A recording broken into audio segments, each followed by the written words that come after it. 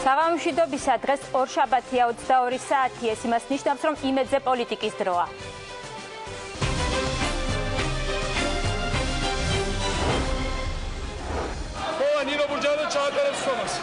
ორჯერ პრეზიდენტის მოვალეობის შემსრულებელი. ორივეჯერ საბარძლის დათმობა მას მიხეილ სააკაშვილისთვის უწევს. როგორ ახასიათებდნენ მას თანაგუნდელები? ჩემთვის ნინო არის პოლიტიკური ინტელექტის და ღირსების სიმბოლო. ის არის საქართველოს პატრიოტი. და როგორ აფასებენ მას დღეს? ჩვენ დასავლურ თვითყოფადობასა და მომავალს ეჭქვეშ არავინ არ აყენებდა. გარდა პირდაპირ კრემლიდან დაფინანსებული პოლიტიკოსებისა, მაგალითად როგორც ბურჯანაძე ან კიდევ უფრო მესეწული ფეხობა. შეხვედრა პუტინთან 26 მაისი. რატომ ფიქრობს ნინო ბურჯანაძე, რომ 7 ნოემბერს სახელმწიფო შედგა? კი შედგა მაშინ. მე არ ვიტყობ კარგი შედგამები. მაგრამ სახელმწიფო შედგა. რას პირდება დემოკრატიული მოძრაობის ლიდერი ამ მომრჩეველს? მე ვარ ის ადამიანი, რომელსაც შემიძლია რომ დავალაგო ურთიერთობები რუსეთთან. როგორ აპირებს ის ქვეყნის მართვას? საქართველოსთვის არის იდეალური მოდელი ბურჯანაძე პრეზიდენტი, ბიძინა ივანიშვილი პრემიერ-მინისტრი. რას უპასუხებს ის ყოფილ თანაგუნდელებს, ყოფილ პარტნიორებს, პრეზიდენტს, პრემიერს? დღეს 21 საათსა და 50 წუთზე ნინო ბურჯანაძის პოლიტიკის დრო. ეს ადგილი გადაიკეტება და აქ გადაადგილების საშუალება არავის ექნება. საოკუპაციო ხაზი 600 მეტრით ფართოვდება, რას უპირისპირებს ხელისუფლება რუსული მხარის მოქმედებებს. დღეს პოლიტიკის დროში ეკაბესელია, პირდაპირი ჩართვა ქუთაისიდან. არ უნდა მოხდეს მაღალჩინოსნების წინააღმდეგ დაწყებული გამოძიების პოლიტიზირება. როგორ აფასებენ უფლებადამცველები გზავნილებს დასავლეთიდან? ოთარ კახიძე, დიმიტრი ლორთქიფანიძე, ეკა ფოფხაძე, პოლიტიკის დროში. მოსახლეობის დიდი ნაწილი უკმაყოფილებას გამოთქვამს ბიძინა ივანიშვილის განცხადებაზე მისი პოლიტიკიდან წასვლის შესახებ. გადაცემის დასკვნით ნაწილში საზოგადოებრივი პოზიციები, არაპოლიტიკური დისკუსია პოლიტიკის დროში.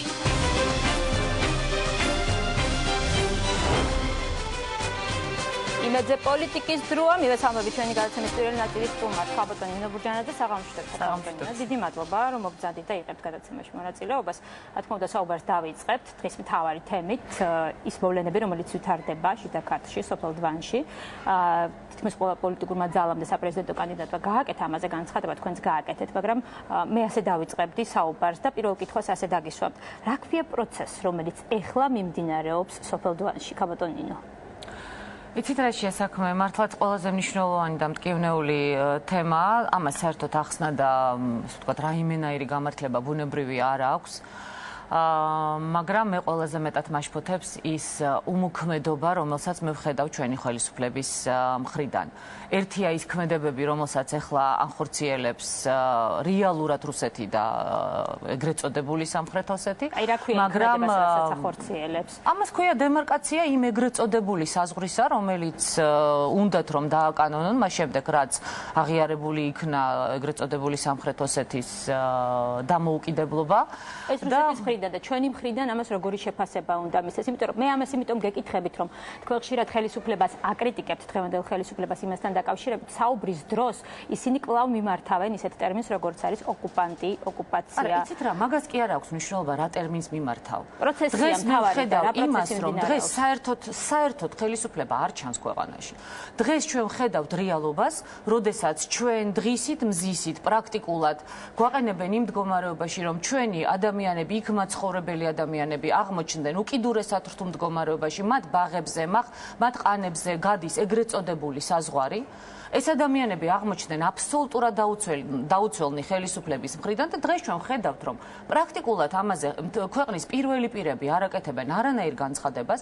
ქვეყანაში არ აღმოჩნდა არც ერთი ადამიანი ხელისუფლებაში, რომელიც უბრალოდ აიღებს ყურმილს, დაუკავშირდება პირდაპირ რუსეთის უმაღლეს ხელისუფლებას და დაელაპარაკება ამ თემასთან დაკავშირებით. ყველაზე დიდი რაც გაკეთდა არის ის, რომ მიმართეს საერთაშორისო ორგანიზაციებს, რომ მიიღონ ადეკვატური ღონისძიებები. სხვა გზა არსებობს? არ არსებობს პირდაპირი მოლაპარაკება, პირდაპირი დიალოგი, არანაირად არ მიმდინარეობს. არა, აბაშიძე კარასინის ფორმატი ეს არ არის, ამას თავად აბაშიძეც აღიარებს და ეს უღიმღამო ფორმატი, რომ არაფრის მომტანი არ იყო, ეს თავიდანვე აბსოლუტურად ნათელი იყო. მე გეუბნებით, რომ დღეს რაც ხდება ქვეყანაში, ეს არის ხელისუფლების აბსოლუტური უსუსურობა, ეს არის აბსოლუტური მარცხი და პრაქტიკულად აბსოლუტური კაპიტულაცია ხელისუფლების, როდესაც ერთ-ერთი მინისტრი ამბობს, რომ ნუ ეხა ეს არის რეალობა და ხომ იცით, რომ რუსები ოკუპანტები არიან და ამას ჩვენ უნდა შევეგუოთ. მე დღეს ეს დავინახე და მართლა ესე ვთქვათ, შეძრწუნებული ვიყავი ამ განცხადებით. მეორე მინისტრი მხრებში შეჩავს და ამბობს, რომ აი ჩვენ მკაცრად მოვთხოვთ რეაგირებას საერთაშორისო თანამეგობრობას. ეს არ არის დამოუკიდებელი სახელმწიფოს განცხადებები, ეს გავს პატარა გაბრაზებული ბავშვის და დაჩაგრული ბავშვის ქმედებას, რომელიც ან უფროს ძმას ან დედას ეძახის დასახმარებლად საერთაშორისო თანამეგობრობის სახით და რომელსაც არ აქვს უბრალოდ უნარი პარტნიორს ან თუნდაც მოწინააღმდეგეს ამ შემთხვევაში ელაპარაკოს. თქვენ რა სიზამთრით, ქაბატონინო, თქვენი პრეზიდენტობის შემთხვევაში, აი ასეთი მოვლენები შეიძლება თუ თქვენ ესე ვთქვათ გაიმარჯვეთ არჩევნებში, შეიძლება ანალოგიური შემთხვევები გაგრძელდეს. არ გაგრძელდება პირდაპირ გეტყვით და მე რომ დღეს მაქვს ამის გარანტია, რომ არ გაგრძელდება. საიდან? თუნდაც იმ მოლაპარაკებების საფუძველზე, რომელიც მე მქონდა, როდესაც რუსეთში ჩავედი და მე იმიტომ ჩავედი ზუსტად რუსეთში თავის დროზე და იმიტომ ველაპარაკე რუსეთში და არა მარტო რუსეთში ყველაზე გავლენიან ფიგურას ვლადიმერ პუტინს, რომ მე მქონოდა იმისი, ესე ვთქვათ, ხმის უფლება საზოგადოებისთვის, რომ შევძლებ თუ არა მე ამ პროცესის გაჩერებას, სწორი პოლიტიკის განხორციელების შემთხვევაში, რაც რა თქმა უნდა ჩვენი სახელმწიფოებრივი ინტერესების გამომხატველი იქნება თუ არა იმისი შესაძლებლობა, რომ რუსეთთან წარიმართოს მოლაპარაკება ისე რომ მსგავსი ფაქტები არ მოხდეს. მე ვპირდები საქართველოს მოსახლეობას, რომ ჩემი პრეზიდენტობის პერიოდში მავთუხლართები საქართველოში აღარ იქნება. ანუ ეს პრობლემა მდგომარეობს პერსონალიებში, ქაბატონინო, პერსონებიდან გამომდინარე ხდება ის, რომ დღეს დვანში კიდევ ერთხელ 600 მეტრით გადმოიწია სადერმარკაციო პრობლემა მდგომარეობს არა კონკრეტულად პერსონაში, არამედ იმ პოლიტიკაში, რომელსაც ხელისუფლებაში მყოფი პირები ან ატარებენ, ან ვერ ატარებენ. აი რას ვერ ატარებს დღევანდელი ხელისუფლება? რას ატარებს ეს მითხარით? თქვენ ერთი ნაბიჯი სად დაიწყო მოლაპარაკება? სავაჭრო ურთიერთობებთან დაკავშირებით მიმდინარეობს ძვრები. მაინც იგივე შედეგს მიიღებს, რაც მთელი წლის განმავლობაში. მე თავიდანვე ვამბობდი, რომ სავაჭრო საკითხებზე მოლაპარაკება, ფრაგმენტული მოლაპარაკება რუსეთთან ჩვენ არაფერს არ მოგცემს, გარდა რაღაცა ფასადური გაუმჯობესებისა, რომელიც სხვათა შორის რუსეთისთვის უფრო ხელსაყრელია საერთაშორისო პოლიტიკურ არენაზე, ვიდრე საქართველოსათვის. აუცილებელია ფართომასშტაბიანი მოლაპარაკება, აუცილებელია პირველი პირების დონეზე შეხვედრები იმისათვის, რომ მსგავსი საკითხები როგორც მინიმუმ რაღაცა ეტაპის დროს იყოს გაყინული და უარესობა არ მივიღოთ. ჩვენ დღეს რეალურად მივიღეთ გაცილებით უარესი სურათი, ვიდრე ეს ქონდა 1 წლის წინ. ეს არის ფაქტი. შეხვედრა ქაბატონინო და რადგანაც ესე ვთქვათ პირობა მიეცით საზოგადოებას, რომ ესეთი პროცესი აღარ გაგრძელდება თქვენი პრეზიდენტობის შემთხვევაში, მაშინ კიდევ ერთხელ გკითხავთ. თქვენი და ვლადიმერ პუტინის შეხვედრის დროს თქვენ გაგრძნობინათ რუსეთის მაშინდელმა პრემიერმა, ეხლა უკვე პრეზიდენტმა, რომ სიტუაციის შეცვლის შემთხვევაში და იმ შემთხვევაში თუ თქვენ მოხვალთ ხელისუფლებაში, მსგავსი პროცესები აღარ განმეორდება. ეს არ არის შეხვედრები, სადაც ვინმე რამეს აგრძნობინებს. ეს არის სერიოზული მოლაპარაკებების პროცესი. ჩვენ გქონდა ძალიან სერიოზული საუბარი იმ პრობლემებზე, რომელიც არსებობს რუსულ-ქართულ ურთიერთობებში, ამ პრობლემების შესაძლო მოგვარების გზებზე და მე დარწმუნებული ვარ იმაში, რომ სწორი პოლიტიკის განხორციელების შემთხვევაში მე შევძლებ ჩემი ქვეყნის ინტერესების დაცვას, მე შევძლებ იმას, რომ რუსეთი არაფერს ქაბატონინო, რომ აი ეს პროცესი შეწყდეს, რასაც ჩვენ ვაკეთებთ. გონივრული კომპრომისები, რომელიც არ ეხება ქვეყნის ნაციონალურ ინტერესებს, სუვერენიტეტს, ყოველთვის არის ყველა მოლაპარაკების პროცესის ნაწილი. ეს კომპრომისები არის ჩვენს მოლაპარაკებებში ევროპასთანაც, ამერიკის შეერთებულ შტატებთანაც. შეიძლება იყოს რუსეთთან გონივრული კომპრომისი ამ ეტაპზე. ის რომ რუსეთისათვის საქართველო არ წარმოადგენდეს რეალურად საფრთხეს, ჩვენ გვაქვს ძალიან ბევრი საერთო ინტერესი კავკასიასთან მიმართებაში. ეს არის აბსოლუტურად ცნობილი და ნათელი ფორმულა, იმიტომ რომ ისტორიულად იყო ესე ყოველთვის, რომ კავკასიაში მშვიდობისა და სტაბილურობის ერთ-ერთი მთავარი გამსაზღვრელი ფაქტორი იყო ყოველთვის საქართველო და რუსეთი დაინტერესებულია კავკასიაში მშვიდობით და სტაბილურობით, მას ეს აწყობს სახელმწიფოებრივად, ეს გვაწყობს ჩვენს და ეს შეიძლება გახდეს ერთ-ერთი ძალიან სერიოზული მოლაპარაკების თემა. მაგრამ დღევანდელი ხელისუფლება არ ქმნის რაიმე საშიშროებას თუნდაც კავკასიაში უსაფრთხოებასთან დაკავშირებით. მე მგონი თავად ხელისუფლებამ ვერ გაიგო. დღევანდელი ხელისუფლების პოლიტიკა არის სამწუხაროდ აბსოლუტურად გაუგებარი.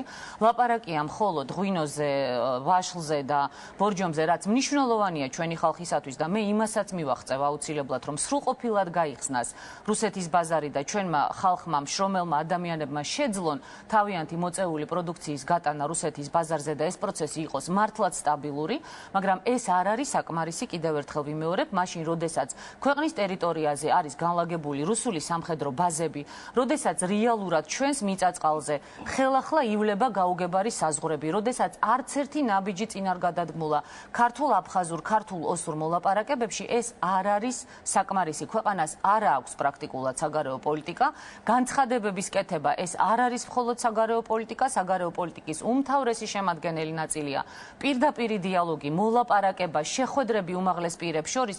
ეს არის 2x2 4, ხა მე ამაზე უბრალოდ მერიდება კიდეც ლაპარაკი, იმიტომ რომ დღეს მე ვიყავი, ესე ვთქვათ, კახეთში და შევხვდი დაახლოებით 4000-მდე ადამიანს, ჩვეულებრივ მშრომელებს, გლეხებს, ჩვეულებრივ ადამიანებს, რომელთაც არ აქვთ პოლიტიკოსობის პრეტენზია და ყველა იმ ადამიანს ეს, რასაც მე დღეს ვამბობ, ძალიან კარგად ესმის. გასაგებია, ჩვენ გვინდა არ გვინდა მოგწოს არ მოგწოს ტერმინოლოგიასთან დაკავშირებით, მაინც გვიწევს ყოველდღიურად საუბარი, ხო? ესე რომ ვთქვათ, თქვენთან მიმართებაშიც ჩდება ეს კითხვა.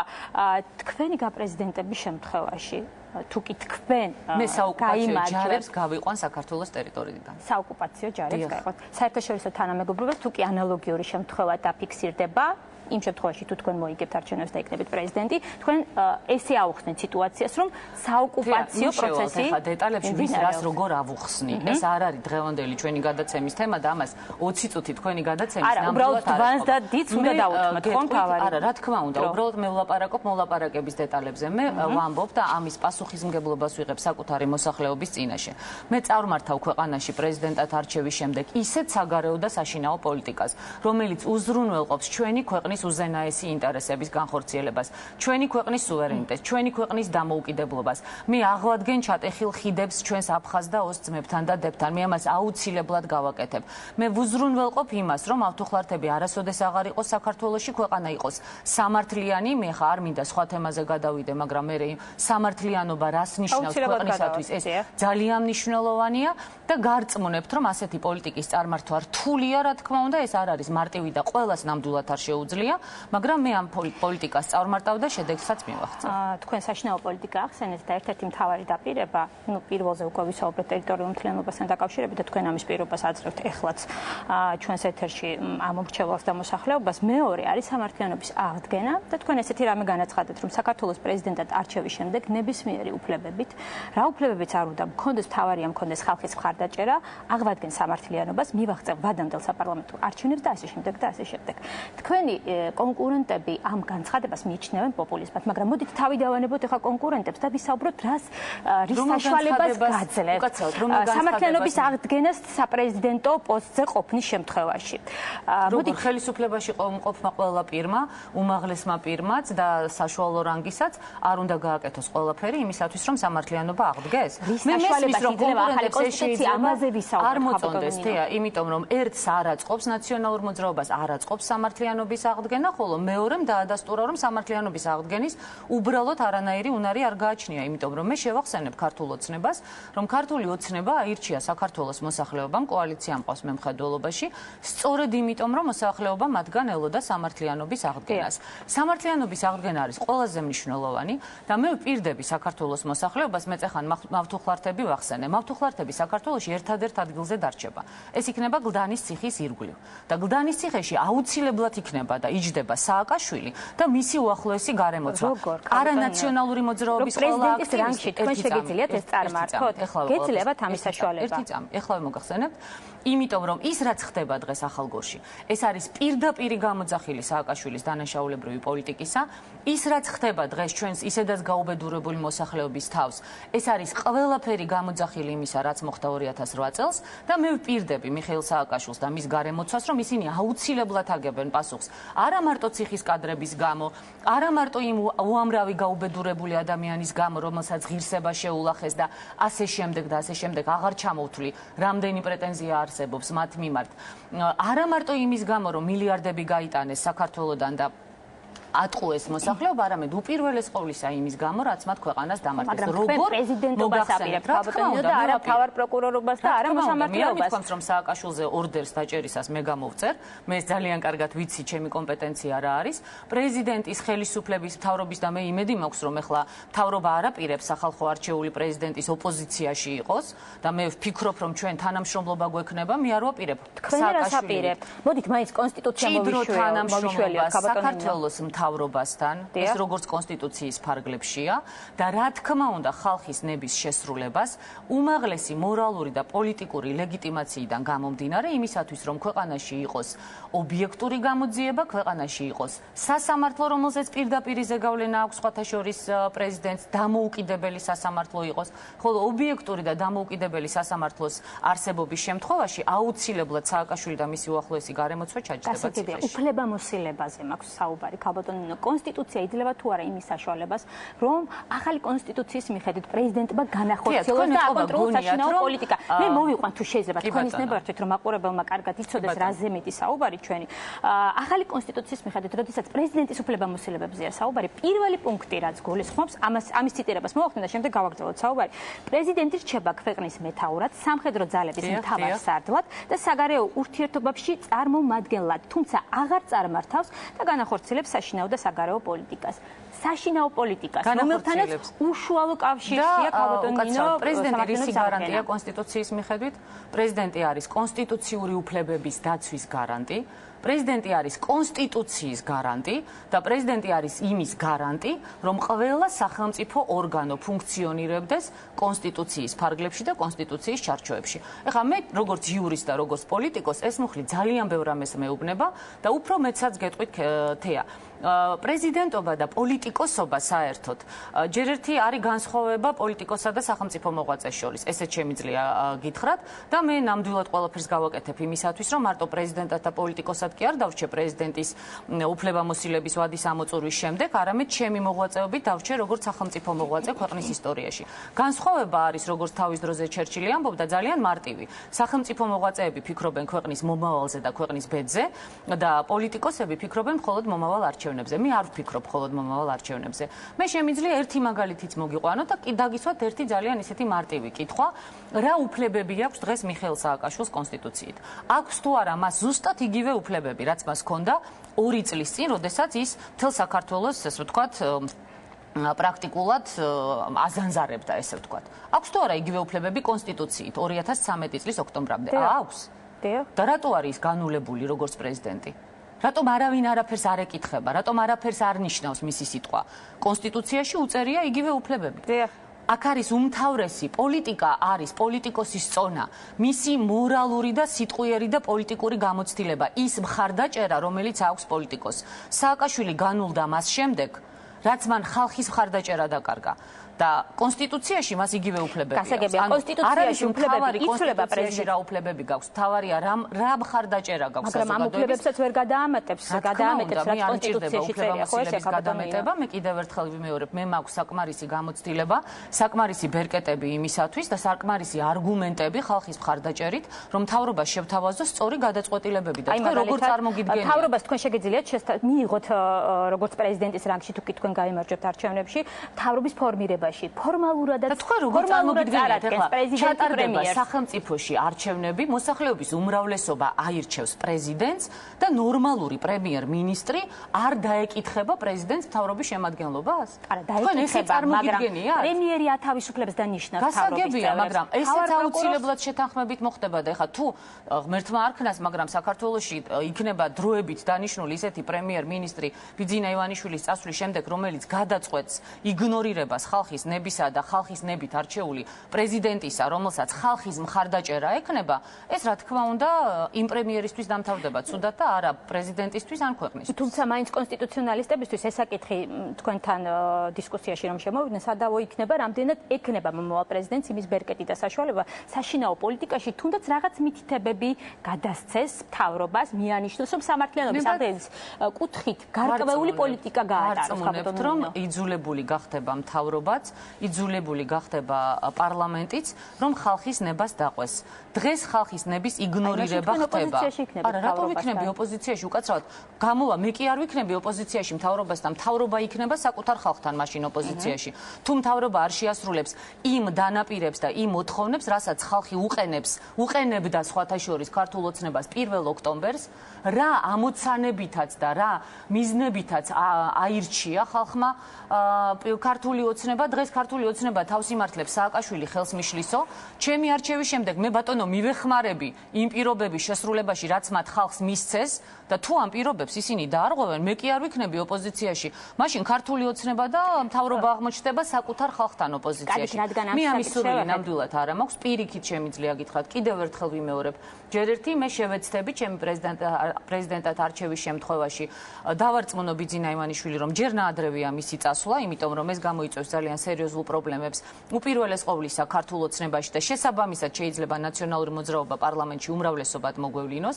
მე გარწმუნებთ, რომ შევეცდები ნამდვილად რომ გარკვეული პერიოდის განმავლობაში უკაცრავად ეხა თუ ნაციონალური მოძრაობა უმრავლესობად მოგვევლინა პარლამენტში, თქვენ როგორ ფიქრობთ, არ უნდა იყოს ვადამდელი საპარლამენტო არჩევნები? დღეის მონაცემებით არ არის ნაციონალური მოძრაობა. ძალიან დიდი რისკია ამისა, მაგრამ დღეის მონაცემებითაც ნაციონალური მოძრაობა 40%-ით არ უნდა იყოს საქართველოს პარლამენტში და სხვათა შორის სრულიად საქართველოს მოთხოვნა არის დიახ ვადამდელი საპარლამენტო არჩევნები. სრულიად საქართველოს მოთხოვნაა სამართლიანობის აღდგენა, იმიტომ რომ ადამიანებმა დაინახეს, რომ სამართლიანობა აღდგა ერთეულებისათვის, სამართლიანობის აღდგენა მოხდა შერჩევითად, ეს არ არის მასიური პროცესი, რომელიც მოსახლეობას დააკმაყოფილებდა და ადამიანები არიან ძალიან კარგი, რადგან სამართლიანობის აღდგენის პროცესს ვეხებით და ცოტა წარსულშიც უნდა გადავინაცვლოთ თქვენი პარლამენტის თავმჯდომარის და ასევე პრეზიდენტის მოვალეობის შემსრულების პერიოდით უნდა გავიხსენოთ. კი, მაგრამ აუცილებლად უნდა გავიხსენოთ ეს დეტალიც 2003 წლის ვარდების რევოლუციის დროსაც ასევე საზოგადოებას, რომელიც მხარს უჭერდა ნაციონალურ მოძრაობას, ვარდების რევოლუციას და არა მარტო ნაციონალურ მოძრაობას, ქონდა იმის მოლოდინი, რომ იმ გუნდის ხელისუფლებაში მოსვლის შემდეგ დაიწყებოდა სამართლიანობის აღდგენაც. იქ პრობლემა იყო. თავდაპირველად დაიწყო კიდეც. სწორი იყო ის პოლიტიკა. მე გულისხმობ იმ დაჭერებს, რომელსაც ჩვენ ვადევნებდით თვალყურს პირდაპირ ეთერებში. ადამიანებს იჭერდნენ სახლებში, საავადმყოფოებში. ფორმები იყო აბსოლუტურად სამართლებრივად ყველაფერი გამართული იყო. არა, არ იყო ყველაფერი გამართლებული და ის რომ გამართლებულად არ კეთდებოდა და სამართლებრივად სწორად არ კეთდებოდა ბევრი რამ და სამართლებრივი ნორმების იგნორირებამ გამოიწვია შემდგომში ის გათავხედება, რომელიც უკვე 2007-8 წლის შემდეგ საერთოდ ესე ვთქვათ ყველანაირ ზღვარს გადაცდა, მაგრამ თავიდან სამართლიანობის აღდგენა ქვეყანაში დაიწყო. მოდით ვაღიაროთ ის რომ რაღაცები გაკეთდა კიდეც. ჩვენ ვერ ვიტყვით რომ ყველაფერი ნეგატიური იყო, რაც კეთდებოდა განსაკუთრებით პირველი წლების განმავლობაში 2003 წლის შემდეგ, მაგრამ პრობლემა აღმოჩნდა სწორედ ის, რაც ეხლა აღარ უნდა გავიმეოროთ. პრობლემა აღმოჩნდა ის, რომ ჩვენ 2003 წელს, ანუ მთლიანად საზოგადოებამ გავიმეორეთ ყველამ, მე ყველაზე ნაკლებად სიმართლე გითხრათ, იმიტომ რომ ამის მომხრე არ ვიყავი და ამის კადრებიც არსებობს, თქვენ ალბათ ამის ამოღებასაც შეძლებთ. მაგრამ რეალურად საზოგადოებამ აბსოლუტურად შეუზღუდავი მანდატი მისცა მესამედ უკვე პოლიტიკურ ძალას, რომელიც მოვიდა ხელისუფლებაში. პირველად ეს მოხდა მრგვალი მაგიდის დროს, როდესაც მართლაც უზარმაზარი მხარდაჭერა ჰქონდა ეროვნულ ტალღაზე მოსულ ხელისუფლებას და ეს სრულიად გასაგებიც იყო, მაგრამ სამწუხაროდ ერთი სახელისუფლებო გუნდი არ აღმოჩნდა მზად იმისათვის, რომ ის იდეები განეხორციელებინა, რისთვისაც ის მოდიოდა. შემდეგ მოხდა უკვე მოქალაქეთა კავშირის ხელში მთლიანი ძალაუფლების თავმოყრა. 2003 წელს ჩვენ გავიმეორეთ უკვე მესამედ ეს შეცდომა და მთელი ხელისუფლება აღმოჩნდა ნაციონალური მოძრაობის ხელში, რამაც დაღუპა უპირველეს ყოვლისა ძალიან მძიმე მდგომარეობაში ჩააყენა ქვეყანა და დაღუპა ნაციონალური მოძრაობა. ჩვენ დღეს აღარ უნდა გავიმეოროთ იგივე და არავითარ შემთხვევაში არ უნდა ავირჩიოთ ერთი პოლიტიკური ძალის წარმომადგენელი, იმ ძალისა, რომელსაც აქვს უმრავლესობა პარლამენტში, იმ ძალისა, რომელსაც ყავს მთავრობა და პრემიერ-მინისტრი, ამ ძალის წარმომადგენელი აღარ უნდა იყოს პრეზიდენტი, რომ ქვეყანაში ელემენტარული ბალანსი. ანუ თქვენ მაინც იმ პროცესს, რომელიც 2003-2004 წლებში მიმდინარეობდა დაჭერებთან დაკავშირებით, მაინც ფიქრობთ, რომ ბოლომდე არ იყო გამართული და იმის შედეგი იყო, რომ შემდეგ კრიტიკოსები ამბობდნენ, ჩვენ პოლიციური სახელმწიფო მივიღეთ. პოლიციური სახელმწიფო მივიღეთ გაცილებით უკვე გვიან, როდესაც კანონის იგნორირება დაიწყო ძალიან მასშტაბურად.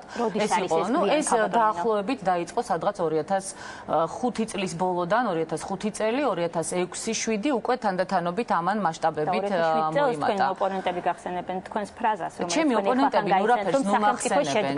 ჩემი ოპონენტებს არაფერი სათქმელი არ აქვს, იმიტომ რომ უკაცრავად ჩემ ოპონენტებს რომ თავის დროზე ხალხის ინტერესები ისე დაეცვათ, როგორც თუნდაც მე დავიცავი და შევეცადე ყოველ შემთხვევაში რომ დამეცვა 2007 წლის 7 ნოემბერს, ის ხალხი გაცილებით უკეთეს მდგომარეობაში აღმოჩნდებოდა. მე გარწმუნებთ, რომ იმ ჩემი გამონათქვამით, იმ ჩემი ძალიან ბევრი გადაწყვეტილებით, რომელიც საერთოდ აღარაფერს აღარ ვიტყვი იმაზე, რომ კარები გაუღი ადამიანებს და ამან გადაარჩინა ხალხი და ამიტომ არ მოხდა სისხლისღვრა განსხვავებით 26 მაისისაგან. აღარაფერს აღარ ვიტყვი იმას, რომ ყობა დავითაშვილი გადავარჩინეს სიკვდილს. აღარაფერს აღარ ვიტყვი იმასთან დაკავშირებით, რომ ზონდერ ბრიგადები ჩამოყვანილი გადავეფარე პრაქტიკულად არ მივეცი შესაძლებლობა, რომ სამოქალაქო დაპირისპირება დაწყებულიყო. დიახ, მე ნამდვილად ვიცი, რომ ჩემი მოქმედებებით 2007 წელს მე ქვეყანა გადავარჩინეს სისხლისღვრას. ამიტომ ამაზე მე ფრაზებზე არ ვლაპარაკობ. დიახ, სახელმწიფო ძალიან რომ შედგა სახელმწიფო 2007 წლის 7 ნოემბერს. მაშინ რა ვიყოთ გირგულიანი საქმეს, რობაკიძის საქმეს, უამრავ საქმეს, რომელიც 2007 წლამდე იყო. მე არ მithქვამს, რომ კარგი სახელმწიფო შედგა. და მე არ ვაპირებ. კარგი თუ ცუდი სახელმწიფოს, რომელსაც შეუძლია საკუთარი თავის დაცვა, თუნდაც ცუდი მეთოდებით, ეს ნიშნავს, რომ ცუდი, მაგრამ სახელმწიფო არსებობს. და ის რაც დღეს ხდება, თუ ასე გაგრძელდა, აღმოჩნდება, რომ სამწუხაროდ სახელმწიფო მალე აღარ იარსებებს, თუ ჩვენ ვერ შევძლებთ ელემენტარული ნაბიჯების გადადგმას იმისათვის, რომ სახელმწიფო ინტერესები დაცული იქნას. კიდევ ერთხელ ვიმეორებ, შედგა ცუდი სახელმწიფო. მე არ მithქვამს, რომ სახელმწიფო მაგრამ მაშინ თქვენ არ გითქვამთ, რომ ცუდი სახელმწიფო შედგა. ის სწორედ ამაშია პრობლემა. შემთხვევაში მაგას არ ვიტყოდი. არ ვაპირებ ახლა მუდმივად ლაპარაკს 7 ნოემბერზე კიდევ ერთხელ გეუბნებით. მე დღესაც ვითხოვ 7 ნოემბრის გამოძიებას. ძალიან მაინტერესებს სხვათა შორის, რატომ არ გამოიძია დღევანდელმა პარლამენტმა 7 ნოემბერი. მეც მაინტერესებს. რატომ არ გამოიძია? მე მოვაწერე ხელი 7 ნოემბრისა გამოძიების აქტს ჩემი პარლამენტის თავმჯდომარეობის დროს. 2008 წლის თებერვალში. მას შემდეგ ერთმა პარლამენტმა დაამთავრა მუშაობა და არაფერი არ გააკეთა ამისათვის. გასაგებია, რომ ნაციონალების უმრავლესობას ეს არ აწყობდა. დღეს 11 თვეა პარლამენტში არის ქართული ოცნება და ის ადამიანები, ვინც მუდმივად ჩემსკენ იშვერენ ხელს. რატომ არ გამოიძიეს 7 ნოემბერი? მე არა, კარგით არა, უკაცრავად რა. მე კატეგორიულად მოვითხოვ. სხვათა შორის, ისევე როგორც ძალიან ბევრი სხვა რამის გამოძიება მოვითხოვე, მათ შორის 26 მაისის და ძალიან ბევრი კიდევ სხვა ფაქტი, რომელიც აწყობს როგორც ჩანს დღევანდელი ხელისუფლების ცალკეულ წარმომადგენლებს, რომ მუდმივად ესე ვთქვათ ბურჯანაძესთან მიმართებაში ეს კითხვები ისმებოდეს. 7 ნოემბრის გამოძიება რომ ჩატარებულიყო თეა თუნდაც საპარლამენტო კომისიის მიერ, რასაც კიდევ ერთხელ ვიმეორებ, მე ვითხოვ უკვე 2008 წლის თებერვლიდან მოყოლებული. დღეს ეს კითხვები თქვენ ბურჯანაძესთან არ გექნებოდათ და ძალიან ბევრ რამეს თქვენ და თქვენი მაყურებელი სრულიად სხვაგვარად შეხედავთ. მაგრამ ეს არ აწყობს იმ ადამიანებს, ვინც დღეს პარლამენტში არის. დღევანდელ ხელისუფლებასაც არ აწყობს 7 ნოემბრის როგორც ჩანს. კარგით, შეყომდებით 7 ნოემბერზე რა ჭირთ 7 ნოემბერს? თქვენ ხშირად ახსენებთ, რომ წინა საარჩევნო პერიოდში, რომელშიც თქვენ იმყოფებით, არათანაბარ პირობებში ხართ, თქვენ და თქვენი პოლიტიკური ძალა. მე ასეთი კითხვა მინდა დავუშვათ, რადგანაც მაინც წარსულს ვეხებით. 2008 წელს თქვენ პრეზიდენტის მოვალეობის შემსრულებელი იყავით და ანალოგიური პრეტენზიებით ხშირად მოგმართავდათ მაშინდელი ოპოზიცია. თქვენ მაშინ ესეთ განცხადებებს აკეთებდით, რომ არავის ურჩევა აკრძალული მეთოდებით მოქმედებას. დღესაც არავის არ ურჩევა აკრძალული მეთოდებით მუშაობას. მინდა დაგისვათ, ქალბატონ ნინო. შეგიძლიათ გითხრათ, როდის უფრო რთულ მდგომარეობაში იყო ოპოზიცია? დღეს თუ მაშინ, როდესაც თქვენ პრეზიდენტის მოვალეობის შემსრულებელი იყავით? როცა მე ვიყავი პრეზიდენტის მოვალეობის შემსრულებელი, ყველა იმ ადამიანმა, ვინც დღეს ოპოზიციაშია, ძალიან კარგად იცის, რომ ყველაფერს ვაკეთებდი ოპოზიციის გადასარჩენად და სხვათა შორის 2007 წელს ჩემმა განცხადებებმა ოპოზიცია გადაარჩინა განადგურებისაგან. იმიტომ რომ სააკაშვილი გადაუვლიდა იმ ოპოზიციას, მასიური დაჭერები, რომელიც იყო 26 მაისის შემდეგ და რომელიც არ ყოფილა 2007-ის შემდეგ, იქნებოდა 2007 წელს და ოპოზიცია საერთოდ გასწორდებოდა მიწასთან და გარწმუნებთ მე რომ კიდევ დღესაც თავშეკავებული არ ვიყო და ყველაფერს ვამბობ და რისი თქმაც შემიძლია, ან ის მეთქვა არა მარტო ის, რომ სახელმწიფო შედგა, მართალია ცუდი, მაგრამ მაინც, არამედ ბევრი რამე თქვა მაშინდელი ოპოზიციური ლიდერების ზოგიერთი მათგანის ქმედებებზე, ნამდვილად ძალიან გაუადვილდებოდა სააკაშვილს ამ ლიდერების დაჭერა და არც მათ დასაცავად ხალხი ქუჩაში ნამდვილად აღარ გამოვიდოდა. რაც შეეხება 2008 წელს, ასევე შემიძლია გითხრათ, რომ 24 საათის განმავლობაში ჩემი ტელეფონი იყო ჩართული და ოპოზიციის ყველა ლიდერს შეეძლო ჩემთან დარეკვა, რასაც აკეთებდნენ კიდეც, რაც გააკეთა იგივე ყობა დავითაშვილმა, როდესაც გაუჭირდა და დაურეკა ბურჯანაძეს და არა სხვას, თუმცა ეს დღეს არ ახსენდება. რასაც აკეთებდა თითეული მათგანი, გნებავთ ბატონი კახა კუკავა, გნებავთ ბატონი დავით უსუფაშვილი, გნებავთ ნებისმიერი სხვა და არ ყოფილა არც ერთი შემთხვევა, როდესაც მე ამაზე რეაგირება არ გამეკეთებინა. ის რომ მაშინ იყო რაღაცა ცუდად, არ არის თეა იმის გამართლება, რომ დღეს პრაქტიკულად 5 და 6 წლის შემდეგ ჩვენ იგივე თემებზე გვიწევდეს ლაპარაკი და მე ძალიან მაინტერესებს. რატომ არ ეკითხებით დღევანდელ ხელისუფლებას, ქართულ ოცნებას, რა გააკეთეს 11 თვის განმავლობაში იმისათვის, რომ თუნდაც ის საარჩევნო გარემო შეეცვალათ, რომელსაც ისინი აკრიტიკებდნენ 2007 წელსაც, 2008 წელსაც და ასე შემდეგ. რატო არაფერი არ გაკეთდა ამ 11 თვის განმავლობაში? ასევე ძალიან მაინტერესებს. იცით რა, სხვა შორის ძალიან მაინტერესებს ერთი რამეც კითხოთ ქართული ოცნების წარმომადგენლებს. მუდმივად რომ იმას კითხულობენ, რომ ბურჯანაძე რატომ არ გადადგა 7 ნოემბერსო და არ გადავდექი იმიტომ, რომ სისხლისღვრა არ მომხდარიყო. მათ ასევე შეუძლიათ არგუმენტები კითხონ, ბატონ ბიძინა ივანიშვილს რატომ არ ჩათვალა მან, რომ 7 ნოემბერი ბოლო წერტილია მისი მოთმინების ფიალის ავსების, მაშინ როდესაც მან ეს ჩათვალა 26 მაისს. ესე იგი, ბატონ ბიძინასაც ჰქონდა ხო რაღაც არგუმენტები, რომელიც არ მუშაობდა 2007 წელს, მაგრამ რომელმაც იმუშავა შემდეგ 2011 წელს. 2008 წელს სამართლიანი არჩევნები ჩატარდა. კითხეს თუ არა? სამართლიანი არჩევნები ჩატარდა. ეს კითხეთ ოპოზიციას. მე ყველაფერი გავაკეთე იმისათვის, რომ რატო არ დაიცვეს ხმები? თია, რატომ არ დაიცვეს ხმები? მაგრამ თქვენი აზრი მაინტერესებს, რამდენად სამართლიანი იყო. არა, უკაცრავად. მე ვიყავ პრეზიდენტის. რა შეძლო, რა ვერ შეძლო, ეს სხვა საკითხია. არა, უკაცრავად, ეს არ არის სხვა საკითხი. რატო ხა ბურჯანაძემ რა შეძლო, რა არ შეძლო, ეს არ არის სხვა საკითხი და ოპოზიციამ რა შეძლო და რა არა, ეს არის სხვა საკითხი. კითხეთ თქვენთან მობრძანებულ დღევანდელ უმრავლესობის ლიდერებს. რატომ იყო ტრაგედია ის, რომ ბურჯანაძე ორჯერ გამოჩნდა კადრში ყოველგვარი საუბრის გარეშე სააკაშვილის გვერდით და რატომ არ არიან ისინი კრიტიკულები, როდესაც დღეს მინისტრები, ესე ვთქვათ, ათობით დაყვებიან საპრეზიდენტო კანდიდატს. რატო იყო ეს მიუღებელი 2008 წლის საპრეზიდენტო არჩევნებში და რატომ არ არის დღეს მიუღებელი, როდესაც დღევანდელი ხელისუფლება ქართული ოცნების სახით ზუსტად იგივეს აკეთებს. ასევე შემიძლია გითხრათ, განსხვავებით ქართული ოცნებისაგან, თეა, რომელმაც არ დაიცვა ხმები, ნუ ხა ქართულ ოცნებაში შემავალმა პარტიებმა არც 2008 წელს და არც 2012 წელს სხვათა შორის და იმიტომ არის დღეს ერთი რომ არ მიმართოთ აკრძალულ მეთოდებზე. ასეთ აკრძალულ მეთოდებზე უკაცრავად. არა, თან არასწორად მაშინ ოპოზიციას ქაბატონინო არ მეთანხმები. თია, ერთი წამით, ნუ შემოწყვეტინებ ძალიან გთხოვთ. აქ არ არის ხმების დაცვა. თან ასევე ურჩევდით რომ გამარჯვებულ მხარეს მიულოცოთ. არა ბატონო, არა უკაცრავად, არასოდეს მე გარ მithქვათ, მე ვამბობდი თუ ჩატარდება თავისუფალი და დემოკრატიული არჩევნები, უნდა მიულოცო და მე მეცაც გეტყვის. რა თქმა უნდა, თუ არჩევნების თავისუფლებაში ხარ დარწმუნებული, უნდა მიულოცო ოპონენტს, რამდენადაც ეს შენთვის მტკივნეული არ იყო. უკაცრავად, ახლა მართლა ხალხს სკლეროზი კი არ დამართნია. მეორე ტური იქნება და საპარლამენტო არჩევნები ჩავთვალოთ. მეორე ტურათო ეს ბურჯანაძემ გამოაცხადათო დღევანდელი ოცნებაში შემავალმა პოლიტიკურმა პარტიებმა. ეხლა მართლა ესე არ არის, იცით, ეხლა მე ძალიან დელიკატური ვარ. არ მინდა წარსულთან დაკავშირებით ლაპარაკი, რა დროს წარსულზე ლაპარაკია, გამოიძიოს წარსული კომისიებმა ყველა წარსული ამის მომხრე ვარ, მაგრამ მუდმივად რიტორიკაში ამის წამოღება ეს არის ესე ვთქვათ. თქვენ ახსენებთ თქვენს პოლიტიკურ ოპონენტებს ამ შემთხვევაში ხო საუბრობდით იმის შესახებ? მე არ დამიწყია უკაცრავად ამასთან დაკავშირებით თქვენ დაიწყეთ. მაგრამ კიდევ ერთხელ ვამბობ. ქართული ოცნებაში შემავალმა პარტიებმა ბევრი არის, ზოგი არ არის, ხო?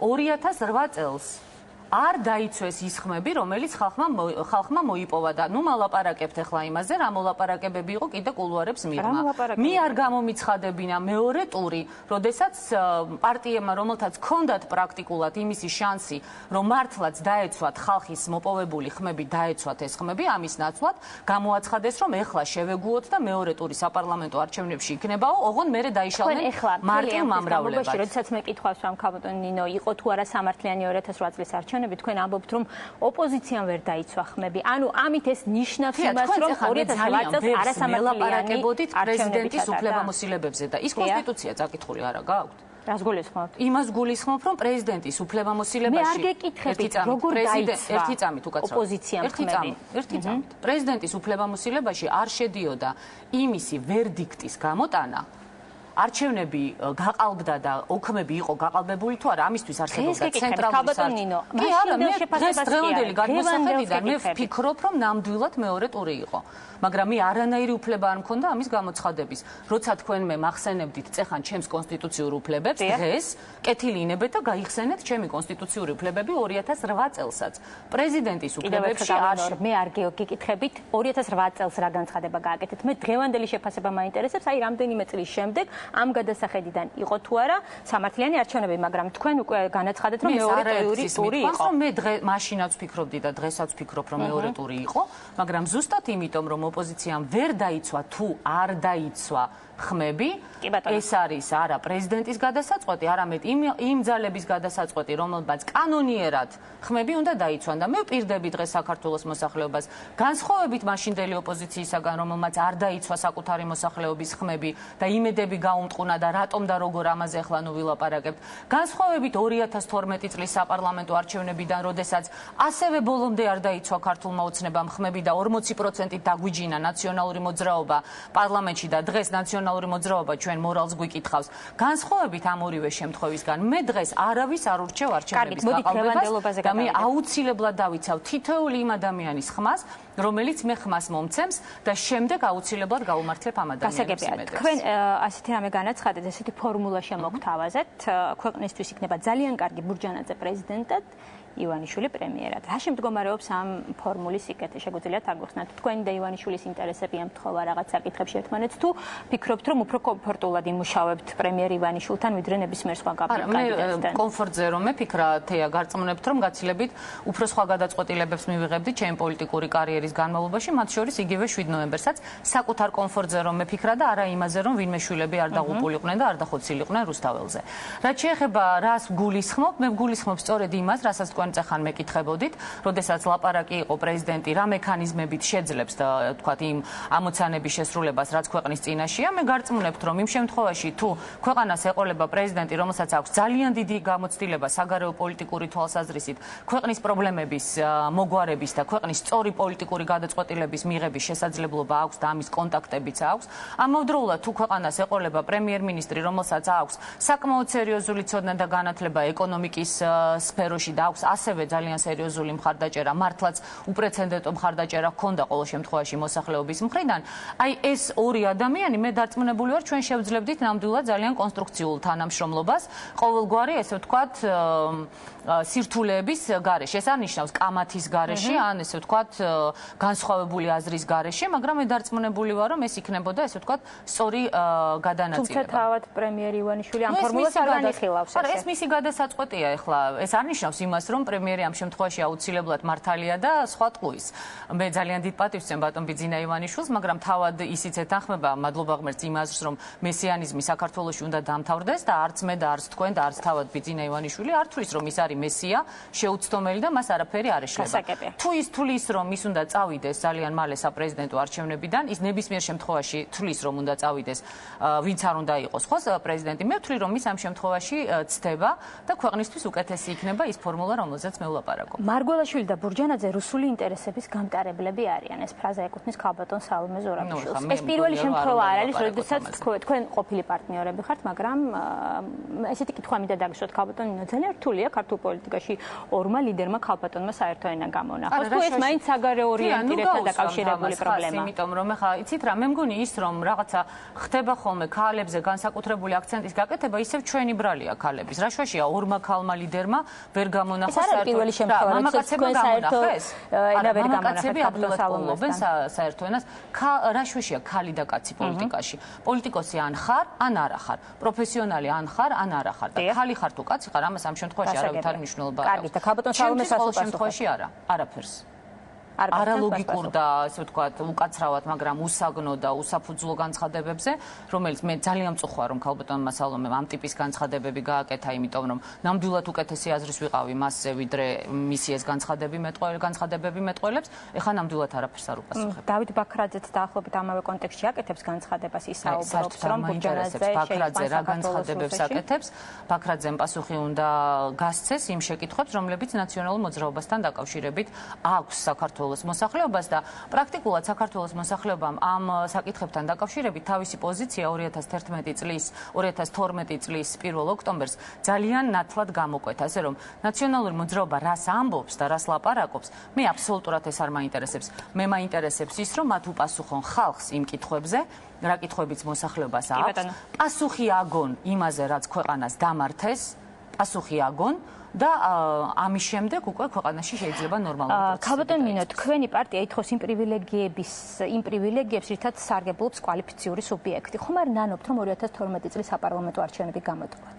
არა, არ ვნანობ, კიდევ ერთხელ თია, მაგალითი ძალიან კარგი იმისა, რომ მე არასდროს არ ვფიქრობდი ჩემ პირად, ესე ვთქვათ, პოლიტიკურ კომფორტზე და მაინცა და მაინც ჩემთვის ქულების ჩაწერაზე და საბედნიეროდ ჩემს გვერდით ასეთივე ადამიანები იყვნენ 2011 წლის 26 მაისსაც, ეს ძალიან ნათლად გამოჩნდა და 2012 წელსაც, როდესაც ჩვენ ყველამ ვთქვით, რომ დღეს მთავარია, რომ ქვეყანას მოშორდეს ნაციონალური ჭირი, ამიტომ ყველანაირი ჩვენი ამბიციები უნდა გადაიდოს გვერდით და ჩვენ გვერდში უნდა ამოუდგეთ ქართულ ოცნებას, რომელიც ზუსტად შემიძლია გითხრათ, რომ ჩვენი მხარდაჭერის გარეშე და სრულიად საზოგადოების მხარდაჭერის გარეშე ნამდვილად ვერ შეძლებდა ამ გამარჯვების მოპოვებას. მე ამას არ ვნანობ, მაგრამ პირდაპირ შემიძლია გითხრათ, დღეს რაც ხდება საქართველოში საარჩევნო გარემოსთან დაკავშირებით, მიუხედავად იმისა, რომ რა თქმა უნდა მე ხას უსვამ იმას, რომ აღარ არის ის, ისე ვთქვათ, ტოტალური შიში და ტერორი, რომელიც ქვეყანაში იყო, მაინც ძალიან შორს არის ელემენტარული დემოკრატიული ტრადიციებისაგან, იმიტომ რომ სამწუხაროდ ყველგან რაიონებში მე მესმის, დღეს შევხვდი როგორც გითხარით დაახლოებით 4000 ადამიანს.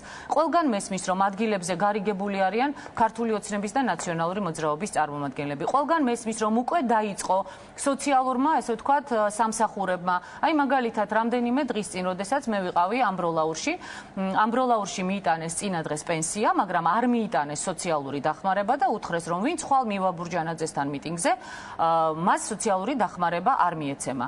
გამოჩნდა ფაქტები, როდესაც ერთის მხრივ შინაგან საქმეთა მინისტრმა მე ამას შეგნებულად ვაპარაკობ, რომ მიაქციოს ამას ბატონმა ღარიბაშვილმა ყურადღება, მან ნამდვილად ჩაატარა ვადასტურებ, ვიცი ზუსტად რომ ჩაატარა თათბირი, სადაც თქვა რომ არჩევნები არ უნდა გაყალბდეს და თავისუფლად და დემოკრატიულად უნდა ჩატარდეს, მაგრამ მისი კაბინეტიდან გამოსულმა მისმა მოადგილებმა და დეპარტამენტის ხელმძღვანელებმა გასცეს საწინააღმდეგო ბრძანება, როგორც ეს სამწუხაროდ სხვათა შორის ხდებოდა ადრეც. გაყალბდეს არჩევნები, დიახ, რომ ბურჯანაძემ არ უნდა გაიმარჯვოს, რომ მარგველაშვილმა უნდა გაიმარჯვოს აუცილებლად და ნუ ხა შეეცდებიან რომ ლამის მეორე ადგილზე ჭირდება თქვენ ჩემზე უკეთ მოგეხსენებათ ეს. რა თქმა უნდა და ამის ფაქტებსაც აუცილებლად შინაგან საქმეთა სამინისტროს მივაწოდებ. მე მინდა ერთი რამე ვუთხრა საზოგადოებას, კი არა, უпростоრად იმ ადამიანებს, ვინც ახლა რომის პაპზე მეტ კათოლიკობას ცდილობენ და ძალიან უნდათ რომ ქულები ჩაიწერონ ბიძინა ივანიშვილთან.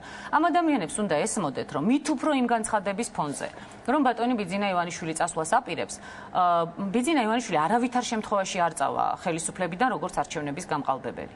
არავითარ შემთხვევაში ის არ დაუშვებს იმას, რომ არჩევნები გაყალბდეს. ამიტომ ადგილებზე ის ადამიანები, ვინც ძალიან ცდილობენ, დღეს კონტროლის პალატა შემოსევაა პრაქტიკულად ჩვენს პარტიაში ბოლო ორი. ინტერესდება ფინანსური მონიტორინგის სამსახური, საიდან ფინანსდება? ოღონდ რატომღაც არ ინტერესდება პოლიტიკურ პარტიასთან დაკავშირებით.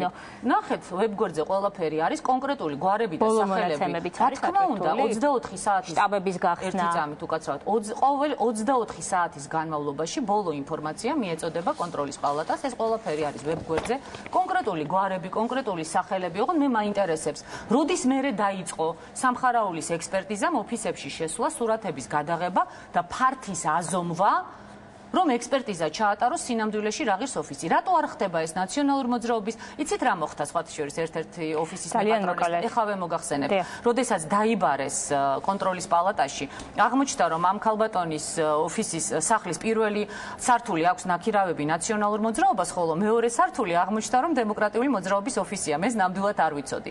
და როცა ის ორივე განცხადებით მივიდა კონტროლის პალატაში და ჰკითხა რომ რომელი გაინტერესებთ ნაციონალური მოძრაობის თუ დემოკრატიული მოძრაობისო, უთხრეს რომ დემოკრატიული მოძრაობის ნაციონალების არ გვაინტერესებს. რატომ ხდება ეს შერჩევით? მე მესმის რომ შეეშინდა ქართულ ოცნებას და ნაციონალურ მოძრაობას ხედავენ რომ ბურჯანაძე იგებს ამ არჩევნებს, მაგრამ კიდევ ერთხელ ვიმეორებ, არავის არ ურჩევ გაყალბებას ყველა უბანზე.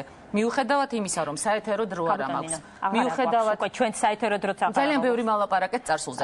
მიუხედავად იმისა, რომ საეთერო დრო არ მაქვს, მიუხედავად იმისა, რომ არ აყავს კომისიაში არც ერთი წევრი, დამკვირვებლები გვეყოლება, ყველა უბანზე ხმას დავიცავ და ძალიან მოუწოდებ ყველას და ვაფრთხილებ, არ გაბედონ არჩევნების გაყალბა. ძალიან დიდი მადლობა. ნინო ბურჯანაძე იყო ჩვენ გადაცემის პირველი ნაწილის სტუმარი. მადლობთ მოგზაურობისთვის. რეკლამა და რეკლამის შემდეგ ხელისუფლების პასუხებს მოვისმენთ. დეკაბესელია ჩაგვართვება პირდაპირ ეთერში.